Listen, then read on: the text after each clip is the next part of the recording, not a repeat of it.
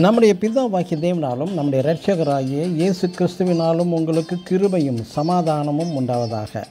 கிறிஸ்து இயேசுவுக்குள் அன்பான சகோதர சகோதரிகளே, இன்று நாம் தியானத்துக்கு எடுத்துக்கொள்ள இருக்கிறதான வேத வசனம் லூக்கா எழுதின சுவிசேஷம் 1ஆம் அதிகாரம் 48ஆம் வசனம்.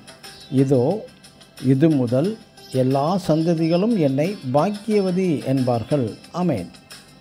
கன்னி மரியாளுடைய கர்ப்பத்தில் கர்த்தராகிய இயேசு கிறிஸ்து உருவாக்கப்பட்ட போது இங்கு மரியாள் இதோ என்ற வார்த்தையையும் இது முதல் என்ற வார்த்தையையும் உபயோகப்படுத்துகிறார்.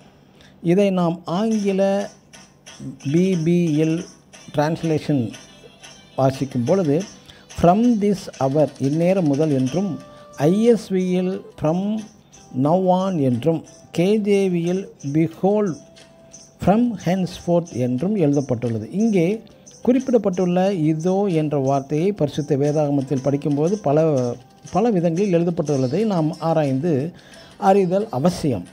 மற்றும் யோவான் எழுதின சுவிசேஷம் 1ஆம் அதிகாரம் 29ஆம் வசனத்தில் இதோ உலகத்தின் பாவத்தை சுமந்து தீர்க்கிற தேவ ஆட்டுக்குட்டி என்று யோவான் ஸ்நானகன் இயேசுவை பற்றி குறிப்பிடுகின்றார். மற்றும் இயேசுவை குறித்து தைரியமாக எடுத்து சொல்லுகிறார். கடைசியாக இயேசு கிறிஸ்துவை பிலாத்துவிடம் ஒப்படைக்கப்படுகிறார். பிலாத்து இயேசுவுக்கு தீர்ப்பு தரும் நேரத்தில் பிலாத்து சொன்னது யோவான் எழுதின சுவிசேஷம் 19ஆம் அதிகாரம் 5ஆம் வசனத்தில் இதோ இந்த மனுஷன் என்கிறார். நாம் இன்று இதோ என்று குறிப்பிடப்பட்டிருக்கும் தேவ வார்த்தையில் ஏதோ ஒரு சத்தியம் மறைக்கப்பட்டு உள்ளது. நமக்கு சொல்ல வருவது என்னது? இதோ இது முதல் ஃப்ரம் திஸ் அவர், அதாவது கர்த்தராகிய இயேசு கிறிஸ்து மரியாளுக்குள் உருவாக்கப்படும் நேரம் முதல், அதாவது கர்த்தராகிய இயேசு கிறிஸ்துவின் சுபாவம் எப்பொழுது உங்களுக்குள் உருவாக்கப்படுகிறதோ, அதாவது உங்களுக்குள் உருவாக்கப்படும் நேரம் முதல் நாம் பாக்கியவான்களாக இருப்போம். சந்தேகமே இல்லை. ஆம், எனக்கு அன்பான சகோதர சகோதரிகளே, மரியாள் இங்கே சொல்லுவது என்ன?